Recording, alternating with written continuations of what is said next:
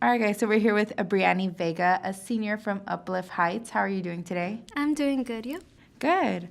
So tell me about Uplift Heights. Tell me about when did you first start school here, about your experience. Like my journey through Heights was like, I guess, like a roller coaster. I came here like ninth grade, and at first like my grades were rocky because of how ahead people were from me. I started school like 2 weeks after they already started. I wasn't used to like the teaching methods at the time because I'm from San Antonio, so I barely just moved into the city of Dallas. But yeah, I caught on though. I caught on. That's good. That's good. So you came in ninth grade, so that is a little bit later than we usually see some of our kids come into the school. So tell me a little bit about from ninth grade to now. What were some things that you were involved with? How did you kind of get yourself out there? When I was in ninth grade, I was in my shell. I only had the same 3 people, and I knew I had to like branch out. So I like talked to one of my teachers, and they suggested that like come to coffee house. I remember this was my teacher, Miss McNeil, and she's like, I think you would really like it. You could meet some like new students and connect with them. So I ended up becoming a part of the committee for that. And then after that, I think 10th grade is when I got like really involved in like various things. So like being vice president, and then one time I became president because something happened with the president before. I'm like in Condor Estudiantes where I like tutor at primary. I'm in the All-Stars program, which came to our school last year, that gives me internships. I was in tech club, prom committee, yearbook. I was a stars mentor for freshmen, guiding them through high school, and I was in varsity cheer for 3 years. Fine arts club, I was a dancer, and then I was in Mercy Street soccer, and I was in video game club, which is very different. You've been very busy, definitely very busy these past few years, being involved in so many extracurricular activities. So tell me, why do you get involved with so many extracurricular activities? I'm sure it's time consuming, and I'm sure you love all of them. But do you have a reason why you're in so many extracurriculars? I wanted to grow more as a person. Like I said before, like I was really into my shell. Like I wouldn't talk to people as much as I should have. And it helped me grow and helped me like make connections with people. And like now I know everybody and I get along with everybody here at my grade, and I'm more connected with my teachers, and they're just so great, and it kept my mind away from like anything that was like stressful in my life. Cool. So it's definitely an escape, and you were able to, get to know new people and get involved, which is great because, we always recommend getting involved in high school, in college, on campuses, anywhere you can, so you can create that network. You did mention that you were a part of the All-Stars, which is an internship program. Mm-hmm. So can you tell me a little bit about, any internships that maybe you've done in the past? Yes. I started my first internship when I was in 10th grade, which I did with Mercy Street. I worked in the cafe. We did like biblical stuff because like they're a Christian organization. The next year, I joined the All-Stars program. They came to our school. One of my teachers pulled me aside, and she's like, I really think like you would really like this. And I was like, okay. So it was a 12-week program that I had to graduate from.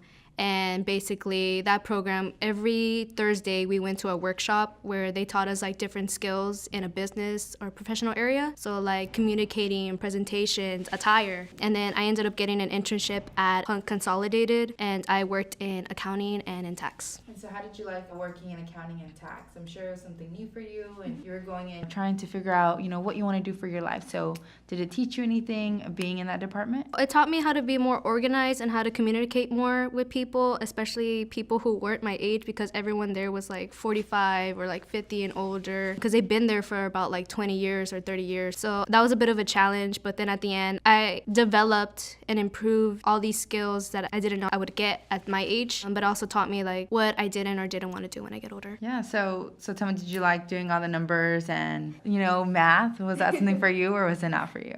I mean, it was interesting, but I feel like it's not my calling. Maybe. Great. So tell me a little about maybe what is your calling? What did you learn about yourself that maybe now you know what you want to do? I was really into music all my life. I started singing when I was about 4, when my mom got me my first karaoke machine. My dad, he was a musician throughout high school, and he's still a musician now, but now it's just like a hobby for him, like a little side thing. It's like his escape. And I grew up with that. Every time I was in the car with him, he always put like different types of music, especially rock. And then when I'm with my mom, it's always like Latino music and everything. So like Jenna Rivera, Shakira, like all them. And especially with my grandma, with like bandas like Intocable and all them. Yeah, so you definitely have like a diverse view of like music. And what's kind of like your favorite, or what do you like to listen to? Or do you just like to kind of combine everything together? I like to combine everything together. Literally, every time I'm out with my friends and they give me like the aux cord, it like changes from like pop to like country to rock, and then they're just like, okay, I guess we're listening to her music, and it's very diverse in my playlist. Yeah, that's awesome. That's how my playlist is. I mean, I don't even know what I'm gonna listen to. Sometimes I just connect it and just it makes me give me my own mood, right? Like whatever you listen to, that's the mood you're gonna be in. So it's pretty cool. So you also say like you like music. Do you play an instrument? Do you sing? Before I came to Dallas, I was actually in orchestra, so I learned how to play the violin, which is pretty cool. Now I actually got a violin for my quinceañera present for my grandma, so I still play it, and I also sing a lot because of my family, of like the influence of music that I've had throughout my life. Your background, having that background of like, you know, the influence of music and things like that. So now you're looking at college. How does your family feel? I'm pretty sure they're nervous, but they're not gonna tell me that. What they show me is that they're really happy for me, that I'm out there pursuing something, because that's why they came to the United States, for us to like get more opportunities and to have more chances than what they had. Yeah. So are you a first generation college student? Yes. So how do you feel about that? You know, I'm sure it's hard being a first generation college student. Can you tell us a little bit about kind of what's going through your head now that you're getting closer to college? I'm not gonna lie, I'm a little nervous. I'm a little scared because like I've always been with my family, like all of them. Like we struggled together, we went through things together, we shared like happy memories together. And for me to finally become an adult the way they wanted me to, I'm gonna be moving away from home, and it's gonna be different. Like I'm sure I'm gonna be homesick, but I know that they're always gonna be a phone call away, and they're only gonna be a few hours away, that I can always like travel. I mean, it's always like that, especially when you come from like a Latin-based family. We're all like together all the time, and you're like, how do I leave? Like, do I even know how to cook? I don't know. You know, so you're trying to learn all these new things. So I know it's going to be a little challenging, but I'm sure it's going to be the best challenge that you kind of get in your life. So tell me a little bit about what college are you planning to go to, or do you know yet? Well, I got accepted to 7 colleges, some from out of state, some from in-state, but the 3 that I'm tied between is University of North Texas, Texas State University, and Southwestern University. Why are you looking at those 3 colleges? What kind of stands out, and how are you narrowing it down to choose just one? Well, I remember at the beginning when we were doing college searches, I was looking at stuff just mainly for music because that's what I wanted to major in the beginning. So I found these 3 and I was like, I like the location just because it's not close to home, but it's not too far at the same time.